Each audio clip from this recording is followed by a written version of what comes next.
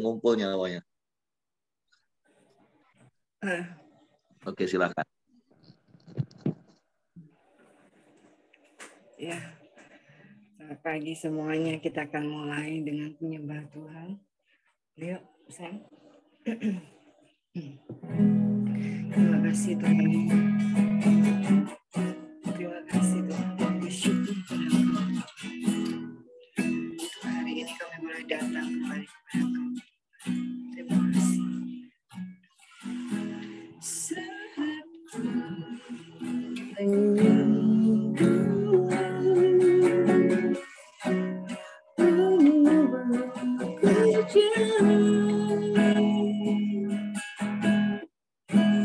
Saat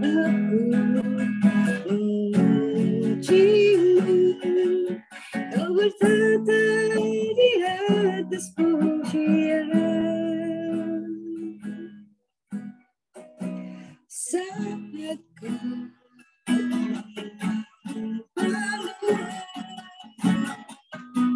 rohmu bekerja, saat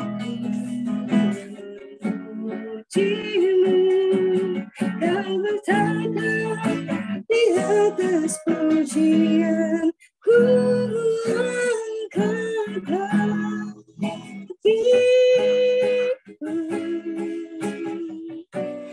ku pandang kekudusanmu,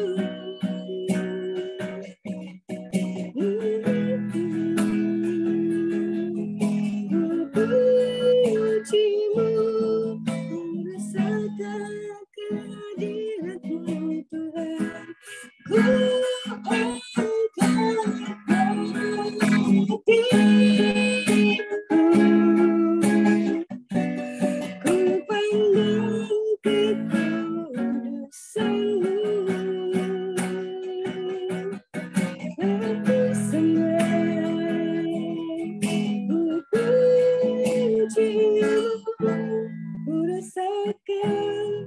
kehadiratmu Tuhan. Sekali lagi kita akan nyanyi lagi.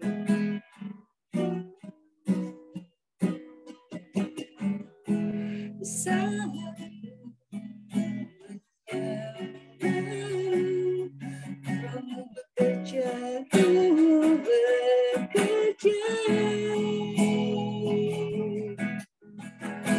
saat ku memujimu, kau bertata di atas pujian, ku angkat hatiku,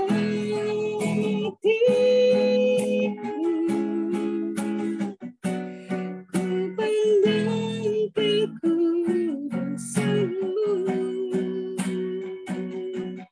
saat ku sembah, ku pujimu, ku rasakan kehadiratmu Tuhan,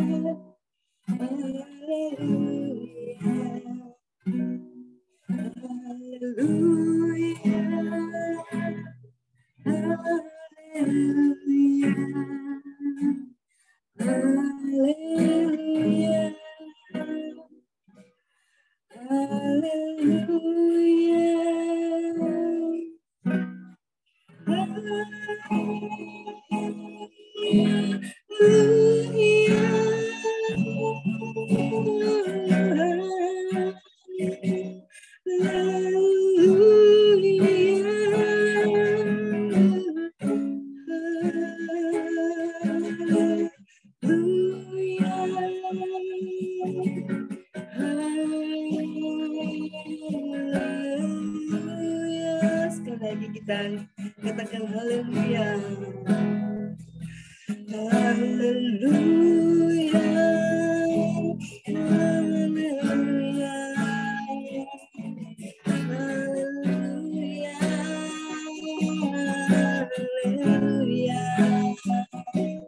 Haleluya. Haleluya.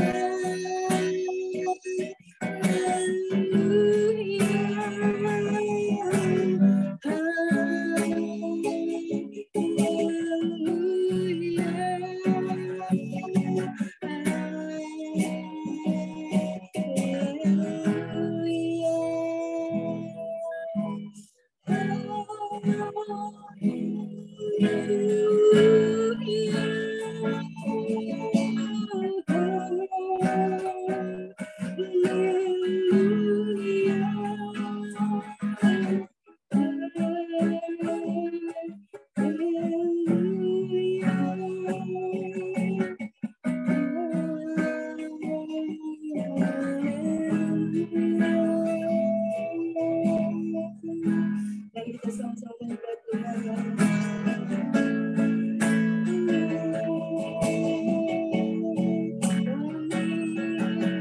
Sukacita kami bersyukur.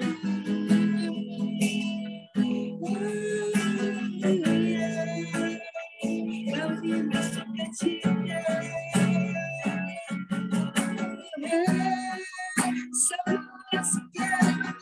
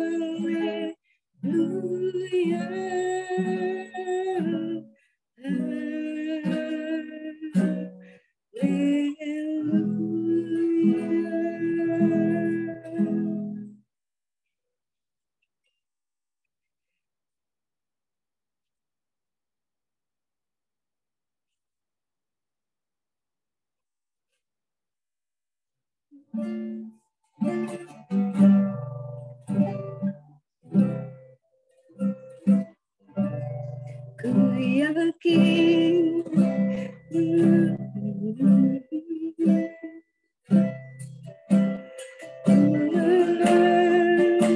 saat kau bertindak, hidupku hanya ditentukan oleh perkataan. Ku aman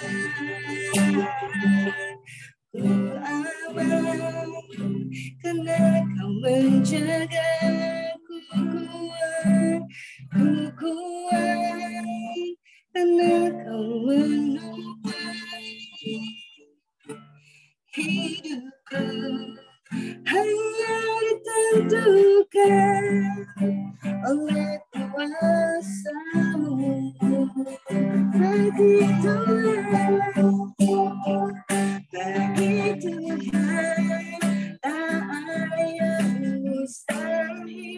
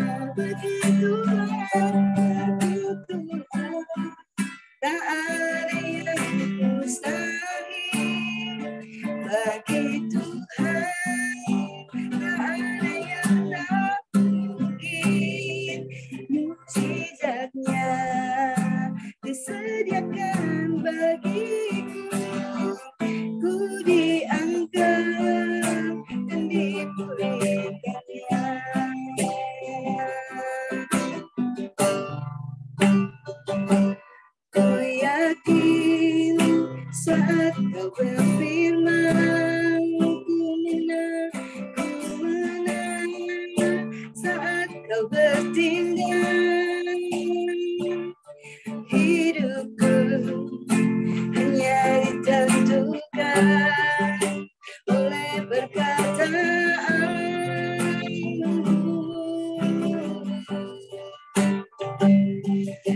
Allah, ingat menjaga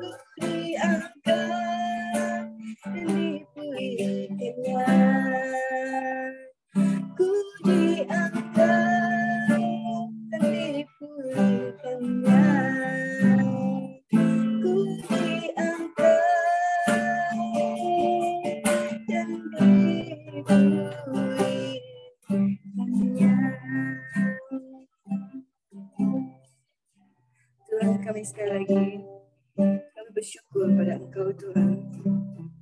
Kami boleh melihat sekali lagi betapa setiap puji-puji yang kami nyanyikan, keindahan yang kami boleh nikmati. Kami juga percaya di dalam Engkau tiada yang mustahil.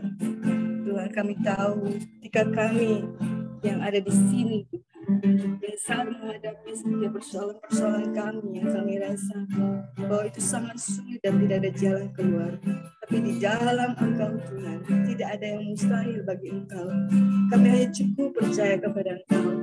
Untuk itu pagi ini Tuhan, ketika kami menyembah Engkau, tambahkan iman di dalam hati kami. Hati yang percaya dan tidak ragu.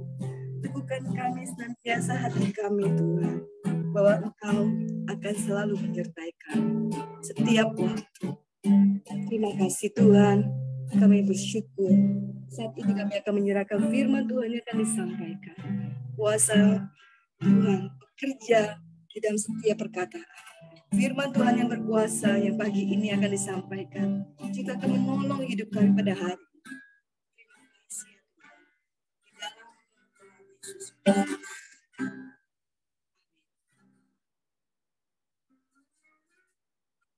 Oke, apakah Pak Yosia bergabung? Karena kemarin beliau sudah minta tolong untuk saya ganti kalau seandainya ini. Karena memang perbedaan waktunya 5 jam kan. Di sana baru jam 12 lewat dan mungkin lagi sedang tidur. Nggak ada, Pak. Oh, nggak ada ya? Oke, makasih. Oke, kalau gitu kita sama-sama mau belajar kebenaran firman Tuhan hari ini.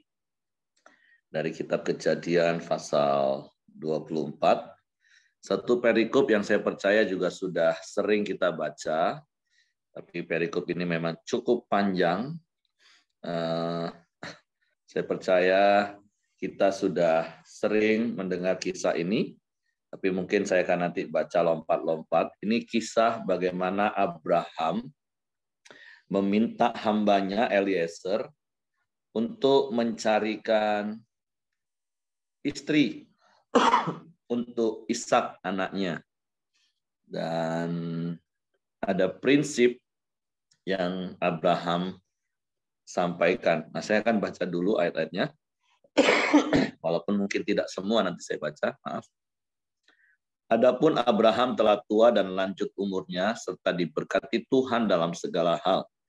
Berkatalah Abraham kepada hambanya yang paling tua dalam rumahnya, yang menjadi kuasa atas segala kepunyaannya, katanya, baiklah, letakkan tanganmu di bawah pangkal pahaku, supaya aku mengambil sumpahmu demi Tuhan, Allah yang punya langit dan punya bumi, bahwa engkau tidak akan mengambil untuk anakku seorang istri dari antara perempuan Kanaan yang di antaranya aku diam. Tetapi engkau harus pergi ke negeriku dan kepada sanak saudaraku untuk mengambil seorang istri bagi Ishak anakku. Lalu berkatalah hambanya itu kepadanya, mungkin perempuan itu tidak suka mengikuti aku ke negeri ini. Haruskah aku membawa anakmu itu kembali ke negeri dari mana tuanku keluar? Tetapi Abraham berkata kepadanya, awas, jangan kau bawa anakku kembali ke sana. Tuhan Allah yang empunya langit, yang telah memanggil aku dari rumah ayahku, serta dari negeri sanak saudaraku, dan yang telah berfirman kepadaku, serta bersumpah kepadaku demikian, kepada keturunanmu akan kuberikan negeri ini. Dialah juga akan mengutus malaikatnya berjalan di depanmu, sehingga engkau dapat mengambil seorang istri dari sana untuk anakku. Tapi jika perempuan itu tidak mau mengikuti engkau, maka lepaslah engkau dari sumpahmu kepadaku. Hanya saja janganlah anakku itu kau bawa kembali ke sana. Nah, ada satu kebenaran firman Tuhan dari beberapa ayat ini yang mau kita belajar, bahwa sebagai orang tua, kita bertanggung jawab tentang masa depan anak kita dalam artian secara khusus untuk perjodohan mereka, pasangan mereka. Bertanggung jawab bukan berarti kita menjadi pengatur, penentu, atau istilah saya, kita menjadi Tuhan atas anak kita sehingga semua kita atur. Enggak. Tapi sebagai orang tua kita punya kewajiban untuk mengarahkan, menasehati anak-anak kita untuk hidup dalam prinsip-prinsip kebenaran firman Tuhan. Ya tentu dalam konteks kisah ini, karena zaman dulu mungkin sampai kepada hal teknisnya, yaitu mencarikan jodoh. Tentu kalau zaman sekarang anak-anak kita ya mungkin hanya 1-2 lah yang masih mau dijodoh-jodohin. Tapi saya berbicara lebih kepada prinsip yang Abraham sampaikan kepada Eliezer, hambanya, dalam hal mencari istri bagi Ishak, mencari pasangan hidup. Jadi Abraham berkata kepada Eliezer, jodoh dari Ishak itu harus dari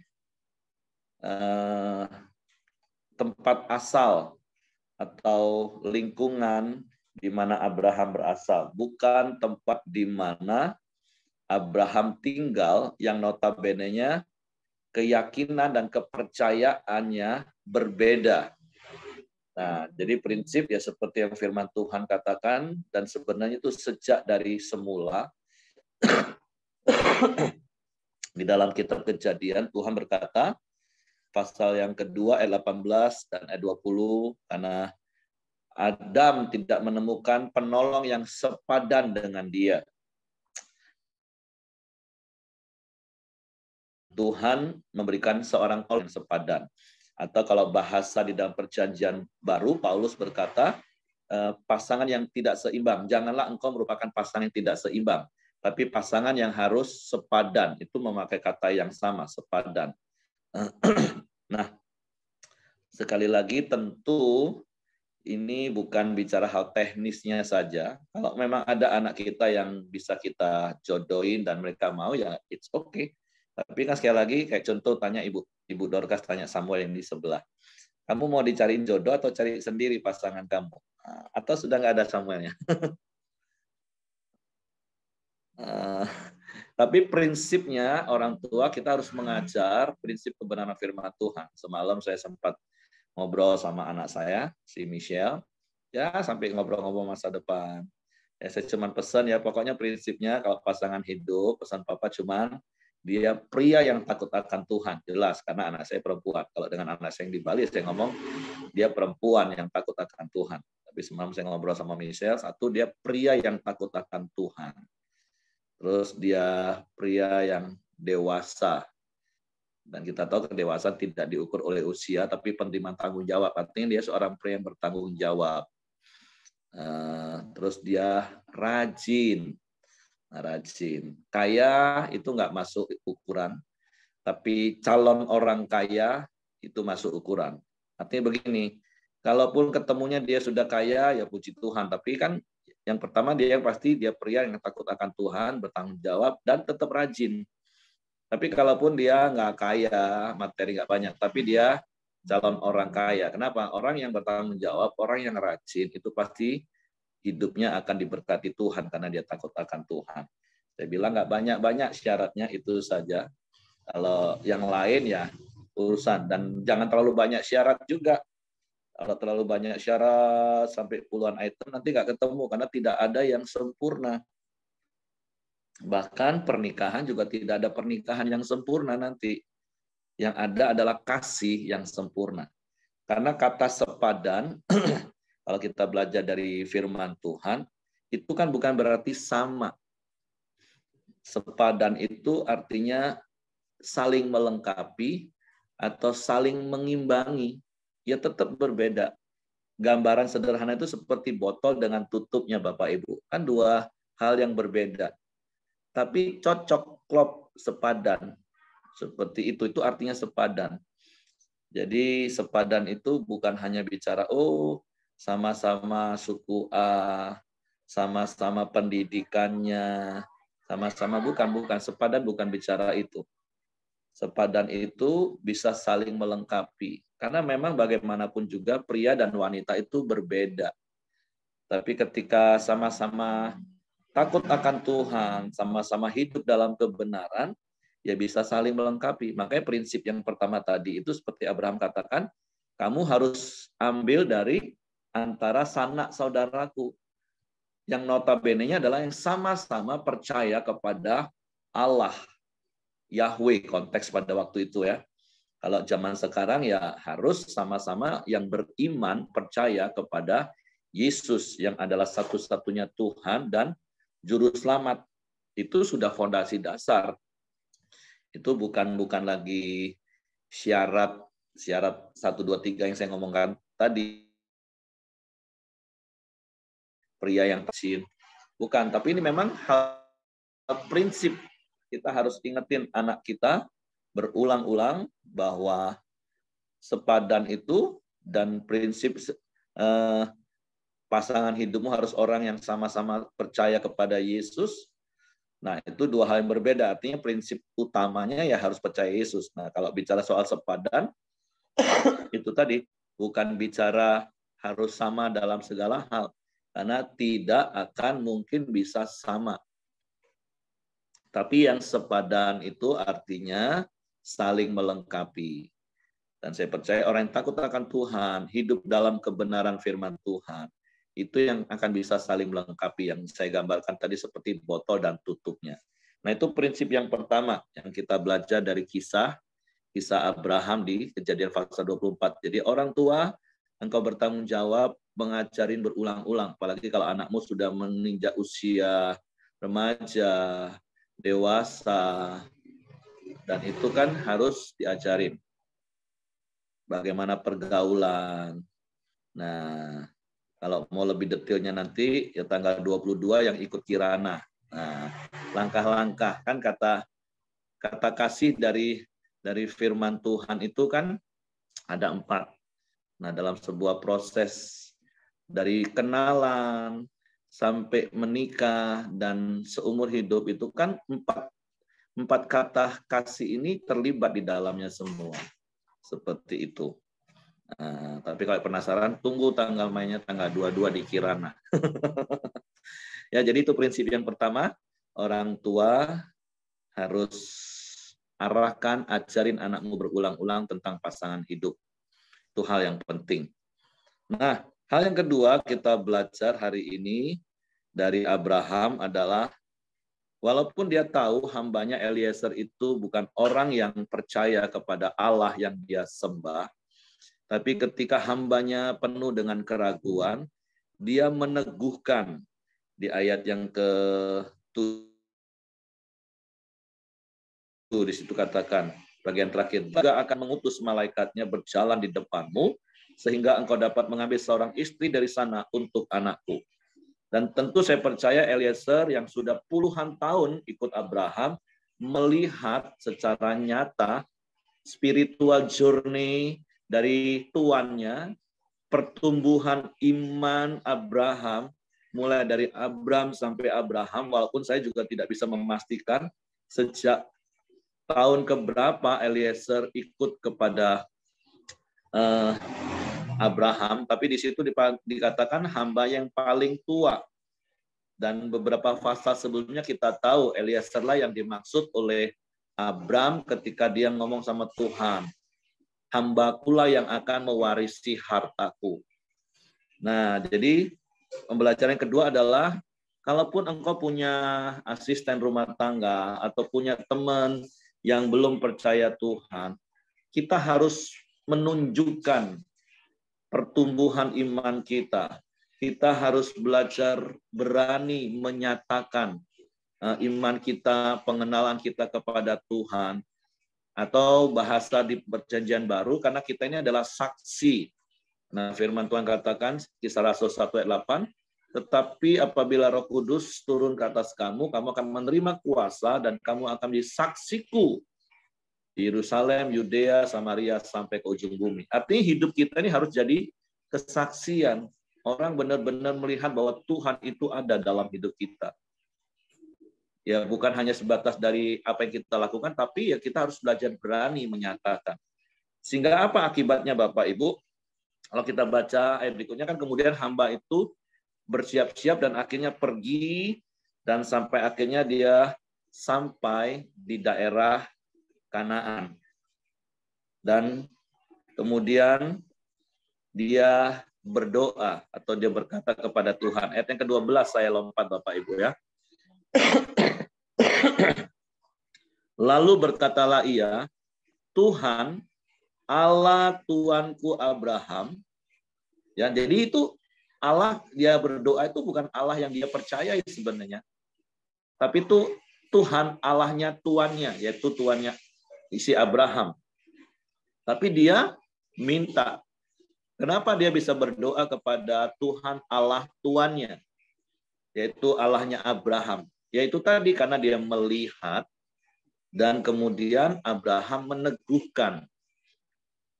Nah, sehingga dia berdoanya bukan kepada Allahnya, tapi dia berdoa kepada Allah tuannya, yaitu Allahnya Abraham. Jadi ini menjadi sebuah hal yang harus kita belajar melalui hidup kita. Bahkan mungkin orang itu belum menyatakan diri jadi pengikut Kristus. Tapi ketika kita ajar ya, kamu kalau butuh apa-apa, kamu boleh loh doa sama Tuhan Yesus. Kamu minta. Tuhan Yesus itu Allah yang mengasihi kamu. Karena ada beberapa orang yang saya ajarin seperti itu juga. Dan mereka melihat nyata walaupun belum sampai pada titik mereka mengaku di mulut percaya di hati, ya nggak apa-apa, di follow up terus untuk kita tunggu sampai satu hari dia percaya kepada Yesus. Karena waktu beberapa tahun yang lalu dia nggak bisa tidur, susah tidur, dan akhirnya anaknya panggil untuk doain mamanya. Dan puji Tuhan, sejak didoakan tidak lagi bergantung dengan obat tidur, dia bisa tidur nyenyak. Ya tentu karena anaknya juga sudah bertobat dan sudah berubah.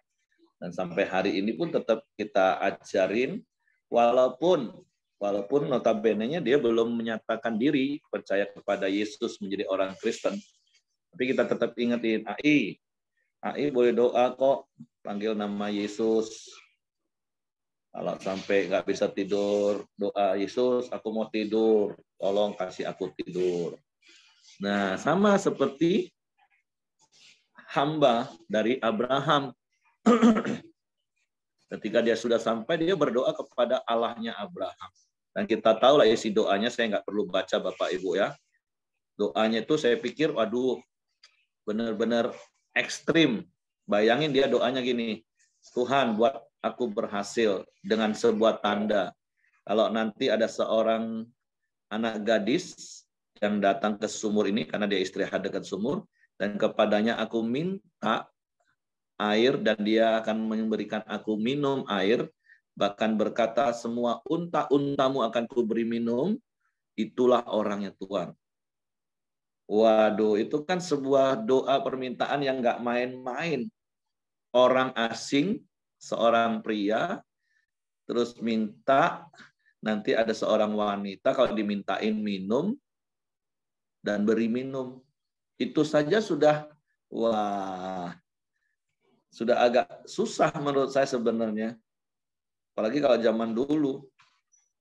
Nah, apalagi terus ditambahin lagi, nanti dia juga akan ngomong semua unta-untaku dikasih minum. Nah, Bapak Ibu kan pernah belajar, unta itu sekali minum, itu nggak main-main. Ayat ini kita baca, untanya diberi minum sampai puas. Satu ekor unta itu bisa 200 liter air sekali minum. Satu drum, Bapak Ibu. Nah, zaman dulu ya jangan bayangkan ada jet pump. Tinggal buka keran, tinggal isi di drum dan untanya minum. Enggak, harus timba. Dan di padang gurun, Bapak Ibu bayangkan yang namanya sumur itu tentu tidak ada sumur yang dangkal, sumur yang dalam. Jadi ini permintaannya ya memang agak mengada-ada mungkin. Saya tidak tahu, saya tidak bisa menafsirkan isi hatinya Eliezer. Itu apakah sebuah iman kepercayaan atau dia rasanya ya kalaupun aku berhasil atau enggak ya sudahlah aku mintalah pokoknya.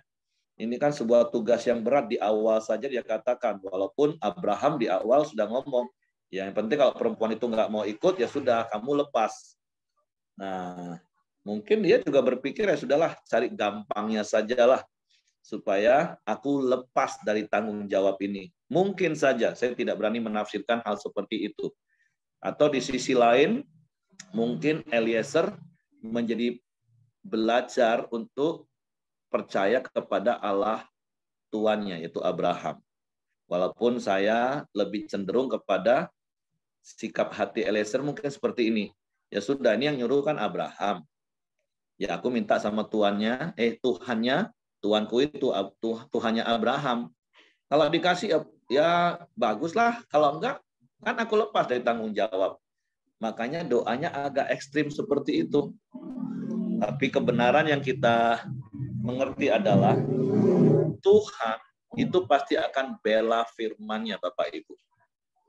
Ketika Abraham melakukan prinsip kebenaran firman Tuhan, yaitu mencarikan pasangan untuk anaknya itu sesuai dengan firman, Tuhan tuh bela firman-Nya, Bapak Ibu.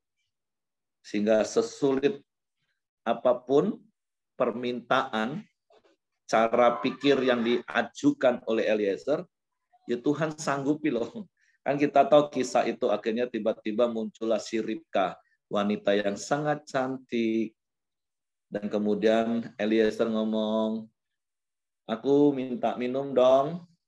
Dan Ribka katakan, baiklah tuanku. Dan dia dikasih minum. Dan Ribka yang ngomong, untuk tuanku, unta-unta tuanku pun, aku akan beri minum sampai puas. Dan yang saya katakan tadi, itu bukan perkara yang mudah bagi seorang wanita. Nimba, ngasih minum, nimba, di tengah padang gurun, panas terik. Tapi kenapa hal itu terjadi? Sekali lagi saya percaya karena Tuhan intervensi. Kalau saya pinjam bahasanya Pak Ramli. Tuhan turut bekerja untuk menetapkan bahwa firman-Nya, prinsipnya itu ya dan amin. Artinya begini Bapak Ibu, sekali lagi prinsip yang saya ajarin. Ketika engkau hidup dalam kebenaran firman Tuhan, Tuhan pasti akan bela firman-Nya. Tuhan pasti akan genapi. Masalahnya kan sering kali, maaf, waktu kita berdoa, seringkali kita itu justru mencobai Tuhan. Mencobai Tuhan itu artinya gini, kalau di Camp Pria kan kita diajar, meminta Tuhan melakukan sesuatu yang tidak sesuai dengan firman-Nya. Meminta Tuhan melakukan sesuatu yang tidak sesuai dengan kodrat hakikatnya. Malas, tapi minta kerjaannya diberkati Tuhan. Ya mana bisa. Harus rajin, wong firman Tuhan ngajarin kita rajin. usaha nipu-nipu minta diberkati Tuhan. Ya mana bisa. Nah, tapi ketika kita hidup dalam kebenaran firman Tuhan, maka Tuhan turut bekerja dalam segala sesuatu, mendatangkan kebaikan bagi kita. Nah, seperti itu contoh-contohnya. Jadi kebenarannya adalah ketika kita praktek prinsip kebenaran firman Tuhan, ya Tuhan pasti akan bela firman-Nya, Bapak Ibu. Tanpa harus didoakan, diminta. Apalagi kalau kita jadikan doa itu sebagai sebuah hubungan dan komunikasi keintiman dengan Tuhan. Kita hidup dalam kebenaran dan kita membangun hubungan intim dengan Tuhan, ya pasti Tuhan akan tolong kita. Nah, sehingga pada akhirnya hal itu terjadi dan Eliezer ngomong, wah siapa kamu? Oh ternyata si Ribka ini ponaan Ishak masih, karena dia ini cucunya Nahor. Nah, Nahor itu kan saudaranya Abraham. Kan Abraham itu ada Nahor, Abraham, dan Haran. Haran itu kan bapaknya Lot. Nah, si Nahor ini punya anak namanya Betuel. Nah, berarti Betuel itu kan sepupunya Ishak. Nah, si Betuel ini punya anak namanya Ribka dan Laban. Nah, wah, akhirnya hamba ini cerita, aku nih hambanya si Abraham. Dia cerita bla bla bla, akhirnya Ribka pulang, panggil si abangnya, si Laban. Nah, bukan si Laban dari Sumatera Utara, tapi ini si Laban, kakaknya Ribka. Dipanggillah Eliezer. Dan ketika diberikan makan, Eliezer ngomong, enggak, aku belum makan sebelum aku mengutarakan. Nah, karena dia pengen lihat apakah berhasil. Nah, akhirnya dia utarakanlah maksud dan tujuan. Dia cerita tentang pengalamannya ketika berdoa. Dan singkat cerita, Ribka mau. Jadi sekali lagi, karena Tuhan pasti akan bela firman-Nya, Tuhan pasti akan intervensi. Terlepas yang doa tadi, sekali lagi, bukan orang yang percaya kepadanya. Tapi ketika hidup dalam prinsip. Makanya berkali-kali saya juga ngomong gini sama orang-orang. Apa sih sebenarnya lebihnya kita dengan orang nggak percaya Yesus? Cuman satu, lebihnya kita ini kita punya anugerah hidup kekal, Bapak Ibu. Karena kita mengakui di mulut, percaya di hati bahwa Yesus itu satu-satunya Tuhan dan Juru Selamat dalam hidup kita. Cuman itu lebihnya. Selebihnya firman Tuhan itu kan untuk keseluruhan. Hukum firman Tuhan itu berlaku untuk semua orang. Orang kalau rajin ya pasti akan makmur. Usahanya akan berhasil. Mau dia percaya Yesus, nggak percaya Yesus, kalau dia rajin, dia sungguh-sungguh, dia jujur, ya usahanya akan maju. Jadi jangan kebablasan anugerahnya. Nah, makanya apalagi kalau kita anak Tuhan, terus hidup dalam kebenaran, praktek firman, kan pasti lebih dahsyat hidup kita, Bapak Ibu. Tapi jangan hanya di satu sisi saja. Wah, aku ini anak Tuhan, anak raja. Oh, aku ini suka berdoa, tapi kerja kagak. Enggak mungkin, Bapak Ibu. Jadi sekali lagi, lebihnya kita dengan orang yang nggak kenal Yesus itu cuma satu. Kita percaya Yesus, terus kita punya anugerah hidup kekal, sudah. Tapi kalau hukum di dunia ini, hukum firman Tuhan itu berlaku universal. Engkau jujur, engkau rajin, engkau sungguh-sungguh, engkau berbuat baik. Makanya, yuk buktikan bahwa kita ini memang adalah orang-orang yang mengenal Tuhan dan dikenal Tuhan. Sehingga kita belajar seperti Abraham. Oke, karena sudah cukup panjang, saya pikir itu saja yang bisa saya sampaikan pagi hari ini. Jadi yang pertama adalah ajarin, arahkan anakmu berulang-ulang untuk masa depannya, khususnya pasangan. Cari yang percaya, sama-sama seiman dan beriman. Terus ya, kalaupun ada syarat tambahan yang saya katakan tadi, kalau wanita, anak kita wanita, ya berarti pasangannya ada pria yang takut akan Tuhan, yang bertanggung jawab, rajin, dan sebagainya. Terus sebaliknya, kalau anak kita pria, syaratnya adalah seorang wanita yang takut akan Tuhan, hormat, tunduk kepada orang tua. Karena itu juga akan dia lakukan kepada suaminya, yaitu anak kita. Yang kedua, hiduplah dalam kebenaran firman Tuhan, supaya Tuhan membela firman-Nya dalam hidup kita, dan hidup kita jadi kesaksian bagi orang yang nggak kenal Tuhan. Sehingga mereka juga bisa mengalami kuasa Tuhan dalam hidupnya. Oke, silakan. Kalau masih ada yang mau tambahkan, saya beri waktu. Tapi kalau enggak, saya serahkan kepada Hengki. Kita masuk dalam doa kita di pagi hari ini. Silakan John, nanti ditutup Pak Heri. Ya, shalom semua. Mari kita masuk dalam doa kita pagi hari ini. Bapak, kami bersyukur buat kebenaran firman-Mu di pagi hari ini, Tuhan. Kami boleh belajar dengan Abraham, di mana dia boleh mencarikan pasangan buat anaknya, Tuhan. Tuhan, kami tahu Tuhan, orang yang mengenal Engkau akan mencarikan pasangan yang terbaik buat anak-anaknya, Tuhan. Ajar kami, Tuhan, sebagai orang tua untuk mempraktikkan kebenaran firman-Mu, berpegang teguh pada kebenaran firman-Mu.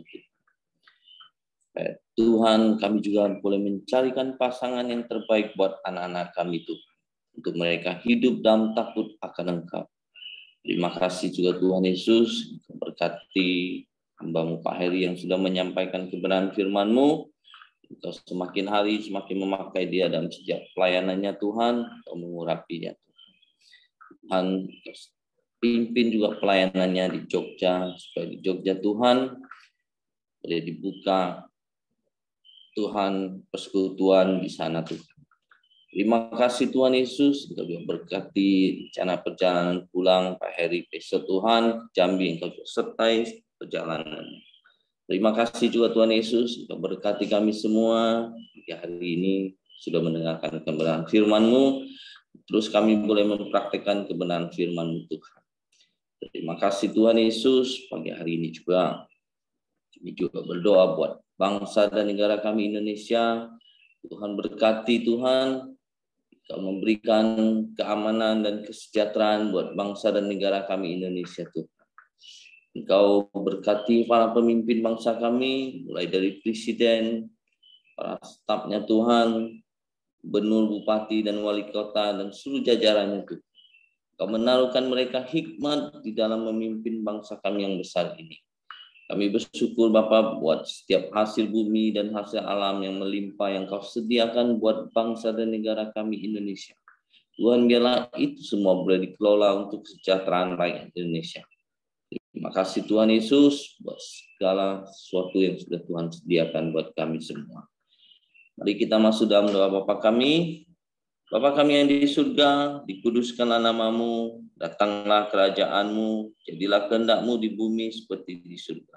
Berikanlah kami pada hari ini makanan kami yang secukupnya, dan ampuni kami akan kesalahan kami, seperti kami juga mengampuni orang yang bersalah kepada kami. Dan janganlah membawa kami ke dalam pencobaan, tapi lepaskanlah kami daripada yang jahat. Karena Engkau-lah yang mempunyai kerajaan dan kuasa dan kemuliaan sampai selama-lamanya. Amin.